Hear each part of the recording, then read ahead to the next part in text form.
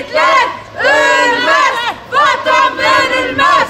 Kahrolsun HDP, kahrolsun HDP. Katil içeride.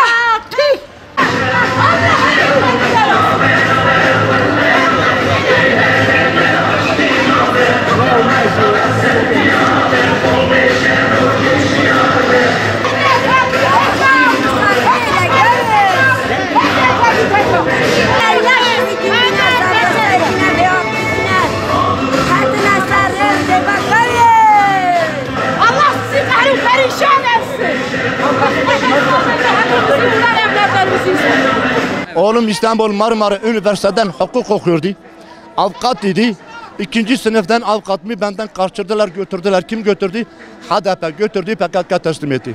PKK şimdi kime teslim etti? Amerika. Oğlum gelmeyene kadar ben bu eylemi bırakmayacağım. 2015'ten oğlum gitmiştir, 3 yıldır bu eylemi sürdürmüşüz.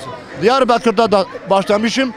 Burada da başlamışım. Oğlum gelmene kadar ben bu eylemi bırakmayacağım. Ben oğlumu buradan çağırıyorum. Etraflarına bak, eğer bak HDP'nin milletvekillerinin çocukları senin yanında var ise sen de kal. HDP milletvekillerinin çocukları şimdi Avrupa'da 7 dil okuyorlar.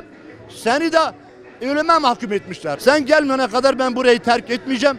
Buradan da ölsem de burayı terk etmeyeceğim. Em buna kuri xatına, em kuri xat xazın, em evladı xat xazın. Bu çizeri me bina kuri mravandın dizin çünde yim vakil tedaşkinandı da hatta yim müşkanda İstanbul'u kuri mravandı ben.